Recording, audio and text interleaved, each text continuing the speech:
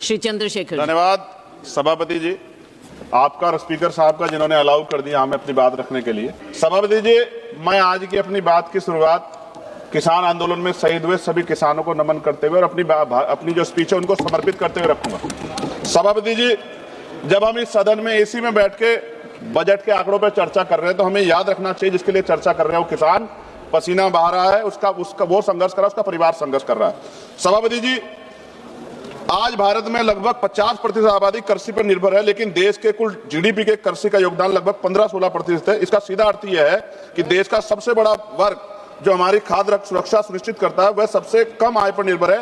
ये केवल एक आर्थिक असंतुलन नहीं बल्कि सामाजिक न्याय का भी बड़ा प्रश्न है। तो मैं, क्योंकि समय का मैं गंभीरता से विषय पे बात रखनी है, मैं मंत्री जी से पूछना चाहता हूं कि जो कृषि का बजट है इस बार लगभग 1.5 लाख करोड़ पहली नजर में तो बड़ा दिखा है, लेकिन जो जमीनी जरूरत अगर उनको देखते हैं तो ये तो बहुत कम दिखाई देता है। महंगाई लगातार बढ़ रही है।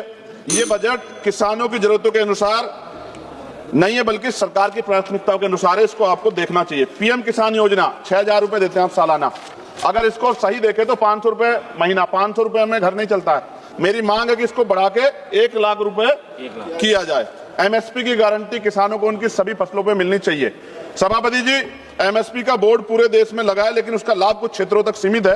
यह व्यवस्था का न्याय, किसान कीमत नहीं मांग रहा, वह अपना अधिकार मांग रहा है, इसलिए एमएसपी की कानूनी गारंटी सरकार को देनी चाहिए। मंत्री जी जब उत्तर देंगे तो बताएं देश के कितने प्रतिशत किसानों को उनकी फसल का घोषित एमएसपी वास्तव में मिल रहा है, और विशेष रूप से नगीना के किसानों के लिए भी बताएं। मैं 3 मिनट में खत्म करूंगा, 3 मिनट प्लस नहीं जाऊंगा।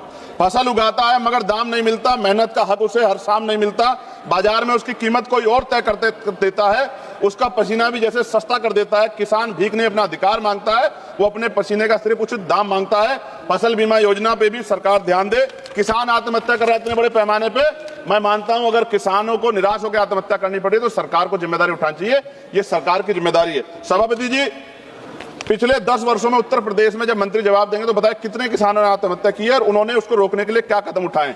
मैं अब अपने क्षेत्र की मांग करूंगा। नगीना क्षेत्र में किसान गन्ने से परेशान है, गन्ने के रेट से। मेरी मांग है, डबल इंजन की सरकार है यूपी में, यहाँ 500 रुपए किसानों गन्ने का मूल्य करना चाहिए।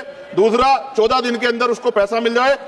आलू का किसान परेशान है उत्तर प्रदेश को, पर्याप्त दाम नहीं मिल रहा है। ईरान की वजह से, युद्ध की वजह से यूरिया जो है उसकी स्थिति खराब होगी। हमारे यहाँ पे कई नहरें जो जर्जर हो गई, समय पे पानी नहीं मिलता। अंत में सभापति जी, वो खेतों में मेहनत करके देश को खिलाता है, खुद अपने हक के लिए भटकता रह जाता है। वो वोट के समय सबसे पहले याद आता है, लेकिन बजट में उसको हिस्सा क्यों कम मिलता है?